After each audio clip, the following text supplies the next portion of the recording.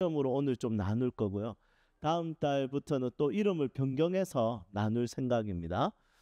그래서 무엇이 진리인가? 그리고 우리는 이 사회에서 이 진리를 가지고 어떻게 공감할 것인가? 그리고 데스티니, 우리가 해야 되는 직접적인 업무와 역할이 무엇인가? 이 세 가지 관점으로 오늘 한번 나눠보려고 합니다. 네, 이제 우리 청년 모임이 한 달에 한 번씩 전체 모임 할 건데 이렇게 스테이지로 할 거고, 네, 이 강연을 그냥 준비하는 것이 아니라 진짜 청년들에게 무엇이 필요한지, 어떤 삶이 그리스도인의 삶인지 좀 명확하고 정확하게 나누면 좋겠다 싶어서 이 스테이지를 준비했습니다. 네, 리프레임은 두 개의 합성이죠. 하나 리, 하나 프레임.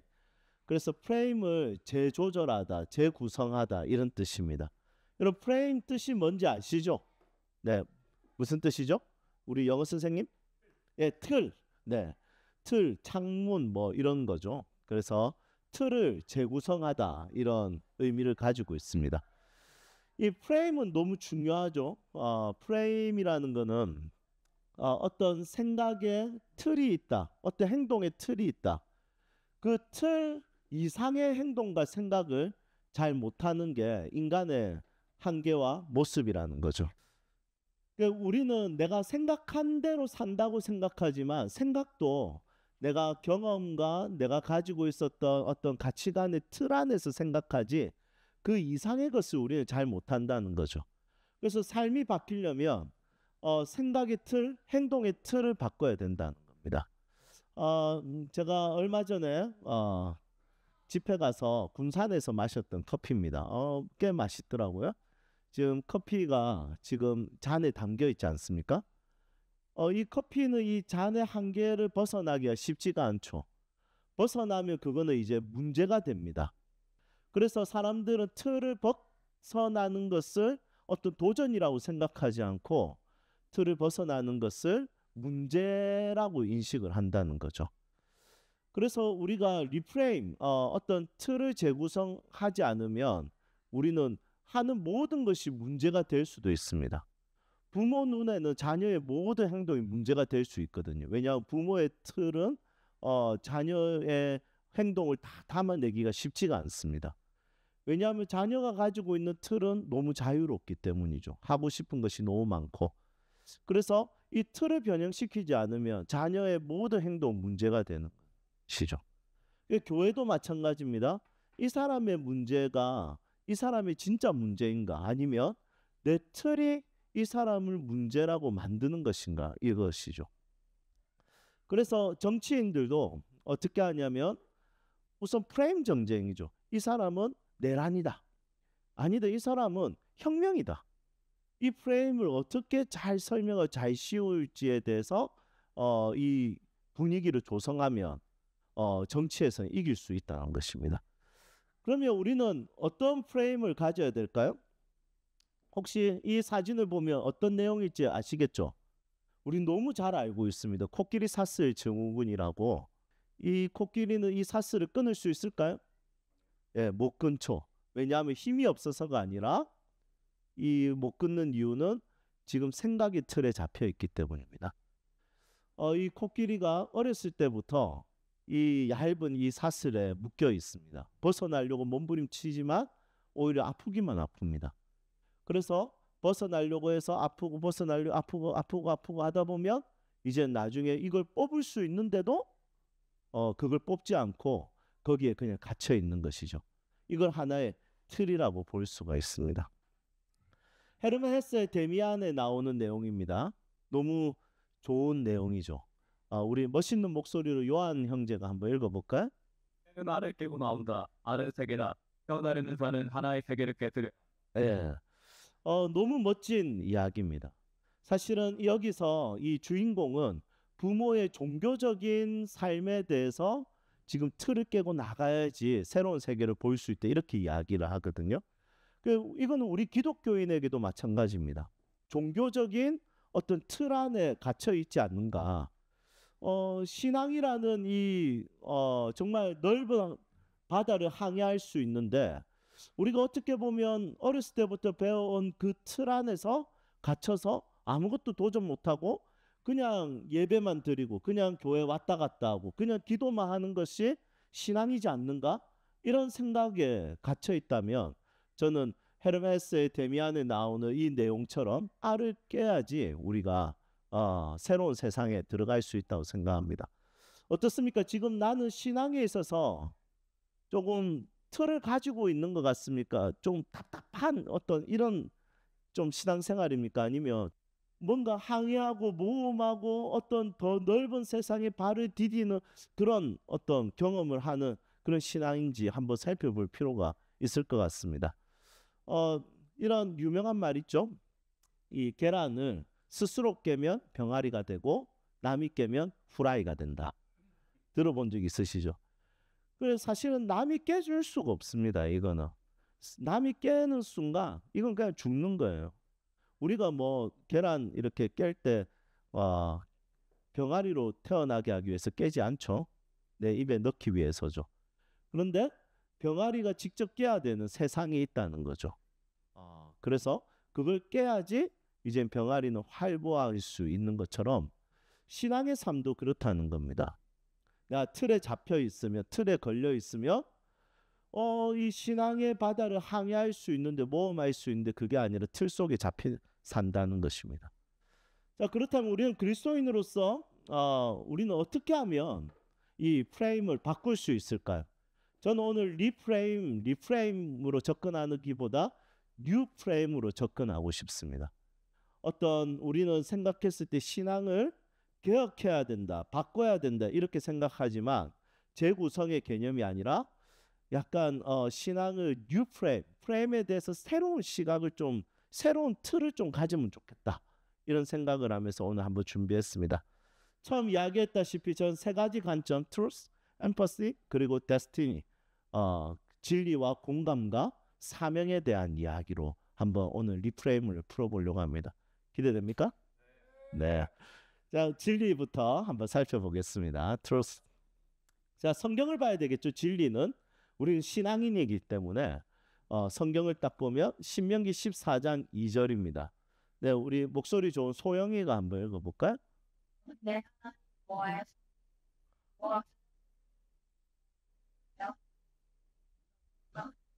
아멘. 이것은 하나님이 이스라엘 백성들을 자기 백성으로 삼았다라는 어떤 이 하나의 구약의 틀입니다. 프레임이죠. 그래서 이스라엘 백성들 외에는 선택된 백성이 아니다. 그래서 성민이라는 것은 거룩한 백성이면서 선택된 백성이다 이렇게 볼 수 있습니다. 그래서 이스라엘만 선택된 백성이다라는 어떤 프레임이 이 말씀에 있다는 것이죠. 그런데 사도행전 1장 8절을 보면 이제는 프레임이 전환이 됩니다. 신약이 오면서 어떻게 프레임이 전환이 되는지 한번 우리 노래 잘하는 송미가 한번 읽어보겠습니다.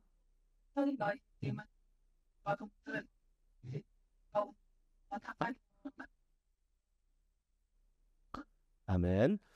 자, 분명히 선민은 이스라엘 백성들이었는데 이제는 예수님이 오시고 성령이 오신 뒤로부터는 이제는 이스라엘만 백성이 아니라 모든 지구에 예수님을 믿는 모든 사람들은 하나님의 백성이 될 수 있는 어떤 프레임의 전환이 일어난 거죠. 그러면 이 프레임의 전환은 리프레임이 아니라 프레임 익스펜션이라는 겁니다. 여러분, 리프레임이 아니라 프레임의 확장이라는 거죠. 그래서 성경이 말하는 리프레임은 프레임을 고치거나 수정하거나 개혁하거나 뒤집거나 이게 아니라 온 열방이 구원을 받는다고 해서 유대인이 구원이 취소가 되는 것은 아닙니다. 그들도 예수님 믿으면 구원받을 수 있는데 모든 사람들에 있어서 이 프레임은 이제는 수정과 리페어가 아니라 익스펜션, 그러니까 확장이라는 거예요. 확장. 그래서 우리가 오늘 가져야 되는 새로운 프레임은 뭐냐면 익스펜션이라는 프레임이라는 거예요. 그러면 지금 내 틀이 있는데 이 틀을 완전 부셔서 이건 필요 없어 이게 아니라 지금 프레임에서 진리가 우리에게 요구하는 것은 익스펜션, 그러니까 확장을 하라는 거예요. 더 넓게 보고 더 깊게 보고 더 크게 보라는 겁니다. 그래서 구약에서 신약으로 넘어가는 리프레임은 수정이 아니라 확장이다. 이걸 좀 생각해 볼 필요가 있다는 것입니다. 어떻습니까? 여기까지 이해가 되셨습니까? 자, 그러면 엠퍼스리 보도록 하겠습니다. 공감에 대한 이야기를 하도록 하겠습니다. 우리는 이 내용을 어떻게 사회적으로 공감할 수 있을까요? 우리가 사회 속 그리스도인으로 살아야 되잖아요. 우리는 교회 속 그리스도인이 아니라 우리는 세상 속 그리스도인으로 살아야 됩니다. 그럼 세상 속 그리스도인으로 살았을 때 이 진리가 우리에게 주는 원리는 리페어가 아니라 확장적 사고를 가지라는 거예요. 그럼 이 스펜션에 있어서 우리가 어떻게 적용할 수 있을까 했을 때 저는 4가지 주제를 한번 살펴보려고 합니다. 첫 번째는 individual as a community, 개인에서 공동체로 우리가 확장해야 된다. 지금 이 시대는 개인주의적인 시대죠. 내가 좋아야 되고 내 뜻이 진리고 내가 원하는 것을 추구하는 세상이 되었습니다. 그러니 공동체는 해체되는 것이 맞다. 가정도 교회도 그리고 이 직장도 해체되는 해체주의 세대에 살고 있습니다. 그 해체되는 이 시대의 가장 주요점은 개인이라는 거죠. 이게 제일 도드라지게 나타나는 세대를 MZ 세대라고 하지 않습니까? 실제로 이 해체주의 세상이 아니라 커뮤니티를 중요하게 여겼던 우리 기성세대들. 그럼 그 기성세대들이 봤을 때는 이 개인이 좋아야 되는 것, 이것에 있어서 굉장히 큰 반감을 가지고 있습니다. 그런데 MZ세대들은 어쩔 수 없이 개인에 대해서 추구하게 되는. 그래서 참 재밌는 거는 개인을 중요하게 여기지만 정작 MZ세대들 외로워한다는 거죠. 그러면 이 시대에 우리 기독교인으로서 신앙의 어떤 확장된 프레임은 뭐냐면 개인적인 신앙이 아니라 커뮤니티, 공동체적 신앙으로 확장돼야 된다는 것입니다. 두 번째는 로컬에서 글로벌입니다. 이제 지역에서 열방, 지구적이어야 된다는 거죠. 아까 우리가 말씀에서 살펴봤듯이 이제 이스라엘 백성들에게만 어떤 프레임이 주어졌다면 이제 땅끝까지 이르러 이렇게 이야기합니다. 그래서 성경은 이 세상이 앞으로 어떻게 흘러갈지 이미 2000년 전에 이야기를 했습니다. 땅끝으로 쉽게 이룰 수 있는 세상이 도래할 것에 대해서. 그런데 이 땅끝으로 이루어갈 때 어떤 사람은 경제적인 접근을 하고 어떤 사람은 어떤 NGO 단체적인 접근을 한다면 그리스도인들은 복음을 전파하는 데 있어서 이것을 활용할 수 있다는 것이죠. 그래서 우리가 이 사회에 있어서 우리는 이미 이 세상은 글로벌적으로 이루어지고 있다는 것입니다. 그러면 목사님 저는 아무리 이야기해 보십시오. 제가 비행기 타고 밖에 나가나 저는 움직이지 않습니다. 저는 조선이 제일 좋습니다.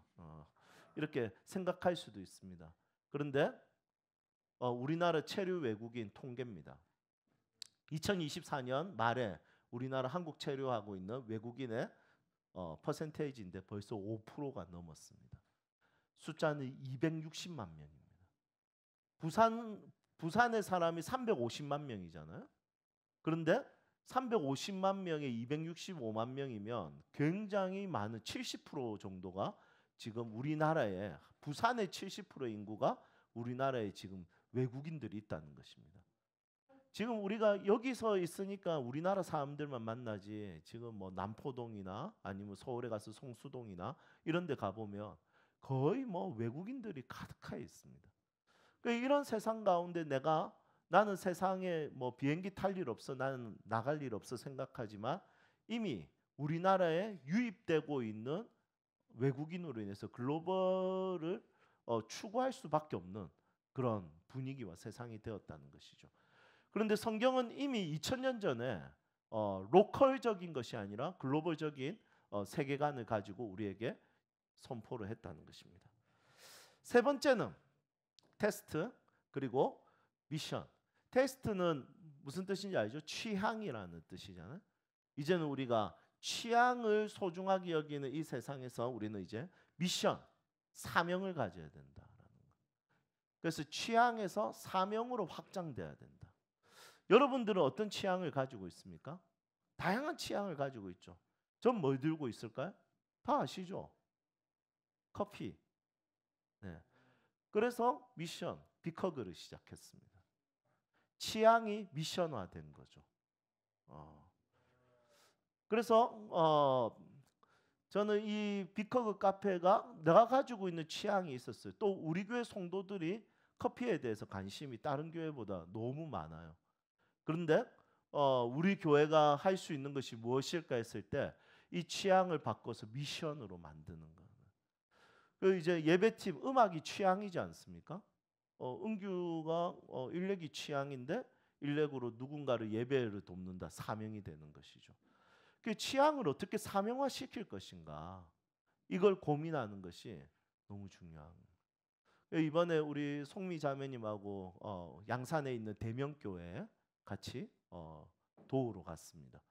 커피 컨설팅을 해주는데 딱 1시간 10분 해줬습니다. 1시간 10분이야 짧은 시간인데 이 시간을 딱 투자하고 나니까 그 사모님하고 그 청년하고 목사님이 너무 힘을 많이 얻는 거예요. 와, 우리 한번 해볼 수 있겠다. 야, 진짜 막막했는데 우리가 가서 첫 번째 커피를 딱 내려봤는데 그쪽에서 세팅 잡은 거 내려봤는데 그냥 커피 물인 거. 근데 송미자매가 딱 5분 딱 만지니까 바로 이제 타이거 스킨이 딱 나오는 에스프레소가 딱 나오고. 역시. 네.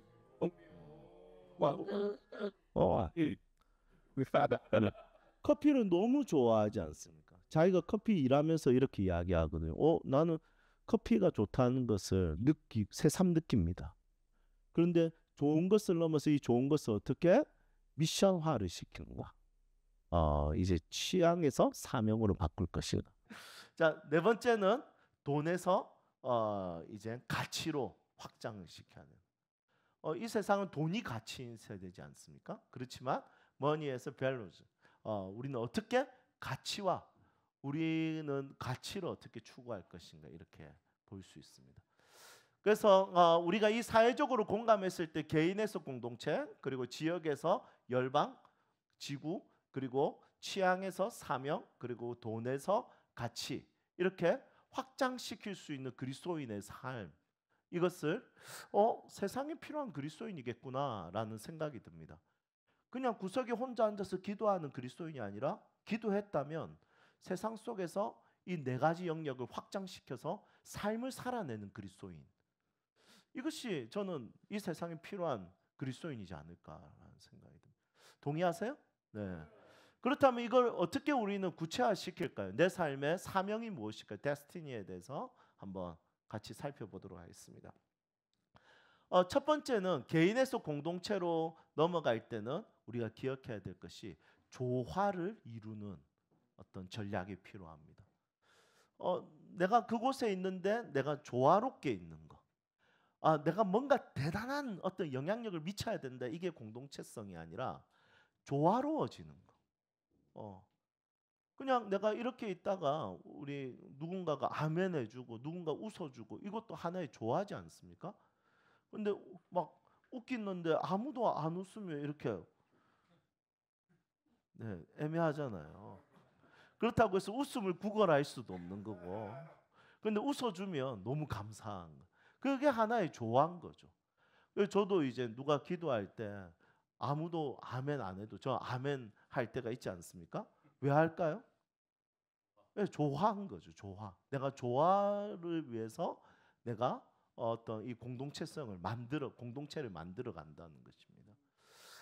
조화에 대한 관심이 없으면 그냥 이기적으로 살 수밖에 없어요. 인디비주얼밖에 안 되는 거예요.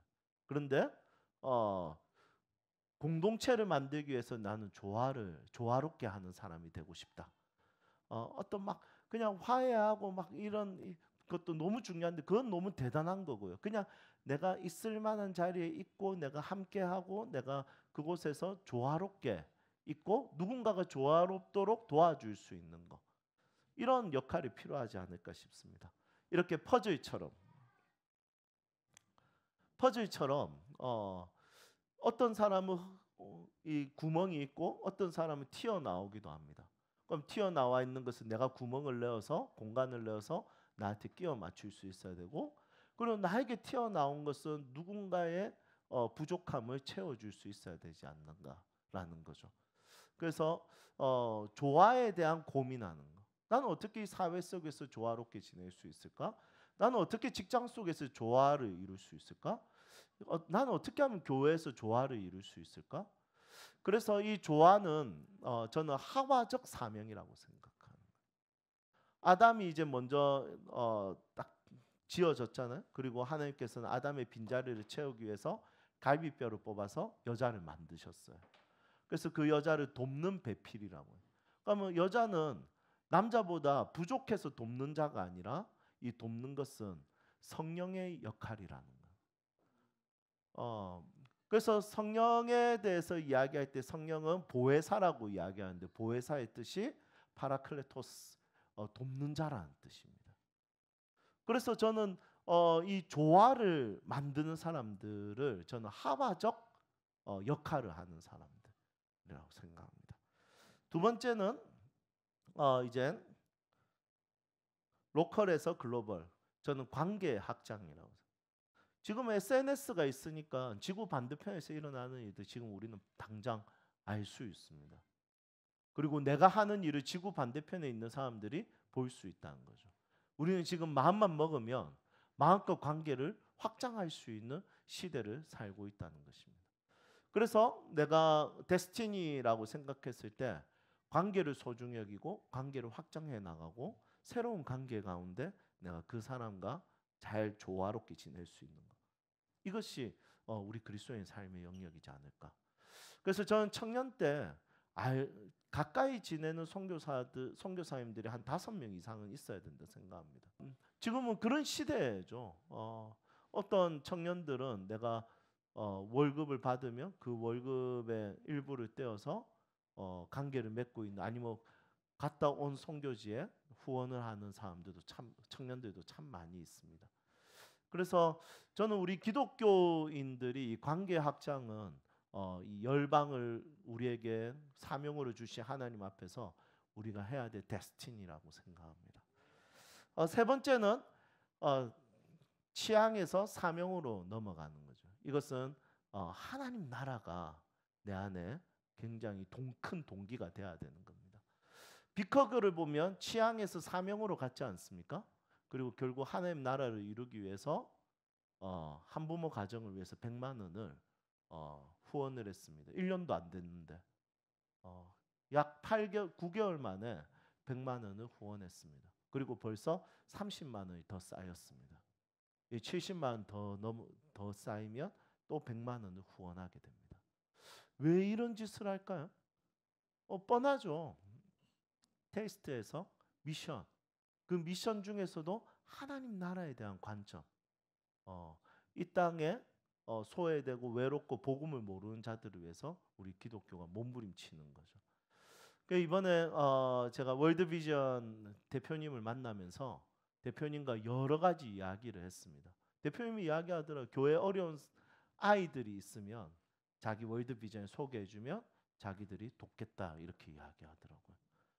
그런 어떤 테스트에서 이 미션으로 넘어가는 과정 가운데 가장 중요한 요소는 하나님이 다스릴 때 나타나는 일들을 일어나게 하는데 우리가 참여하는 것이죠. 그래서 하나님 나라에 대한 고민입니다.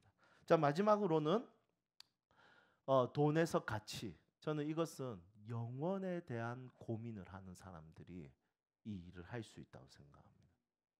영원한 것은 무엇인가? 시대가 지나도, 시대가 변해도 절대로 바뀌지 않는 것이 무엇인가? 이것을 고민하는. 그러면 이것에 있어서 동기는 말씀이 돼야 되겠죠? 전도서 3장 11절입니다. 마지막이니까 우리 함께 한번 읽어볼까요? 시작.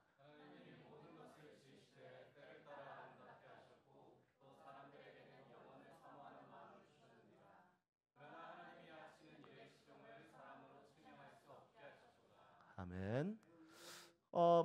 하나님이 사람에게 주신 선물입니다. 만물 중에 이 선물을 가진 피조물은 없습니다. 동물도. 영원에 대한 고민. 시간이 지나도, 시대가 지나도 환경이 바뀌어도 절대로 변화되지 않는 영혼에 대한 고민, 영원한 것에 대한. 그러면 우리는 정확하게 삼위 하나님은 영원하신 분이고 그분으로부터 나오는 가치, values, 그것이 우리는 영원하다고 생각합니다. 그래서 저는 청년회 때 영원한 것에 대한 고민, 짐 엘리엇이 이야기했다시피 영원한 것에 대해서 아는 사람은 이 세상의 그 어떤 것도 그것을 대신할 수 없다라고 고백했다. 그것을 알면 내 삶의 방향에 대해서 삶의 방식에 대해서 답을 찾는 청년들이 되지 않을까라는 생각을 하게 됩니다. 저는 오늘 진리와 공감과 그리고 사명에 대한 관점으로 이 리프레임, 정확하게 말하면 프레임 익스펜션, 프레임을 어떻게 확장할 것인가, 지금 틀에 갇혀 있는 내 삶의 영역을 어떻게 확장시킬 것인가, 이것에 대해서 같이 나누었습니다. 지금 여러분들이 하고 있는 신앙의 방법이, 삶의 방법이 완전히 뒤집으라는 말은 아닙니다. 리페어하라는 말이 아닙니다. 그건 잘못됐다 이게 아닙니다. 그렇게 하시면서 익스펜션 하라는 거예요. 확장시켜라는 겁니다. 그것을 어떻게 확장시킬지 이 네 가지를 기억하십시오. 그러면 재밌게 신앙생활 할 수 있습니다. 네. 이 토크 콘서트하고 우리가 같이 세 가지 질문으로 테이블 나눔을 할 거거든요. 테드 테이블을 할 건데, 첫 번째 주제는 성경에는 하나님이 사람들의 눈을 열어 작은 울타리를 넘게 하시고 익숙한 한계를 깨뜨려 더 넓은 세상과 더 큰 역사를 바라보게 하신 사건들이 곳곳에 나옵니다. 떠오르는 장면들이 있다면 함께 나누어 봅시다. 평소에 성경을 많이 읽은 사람들과 설교에 집중한 사람들만 나눌 수 있는 그런 내용이죠. 그래서 또 나눌 때 전 집중 안 했는데요 이러면 안 됩니다.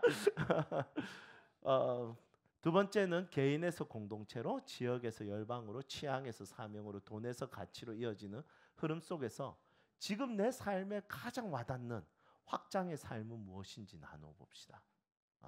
그리고 세 번째로 그 네 가지를 위해서 조화, 관계의 넓어짐, 하나님 나라, 영원이라는 네 가지 방향을 내 삶에 적용한다면 나는 어떤 변화를 경험할 수 있을까? 기대치를 한번 나눠봤으면 좋겠습니다.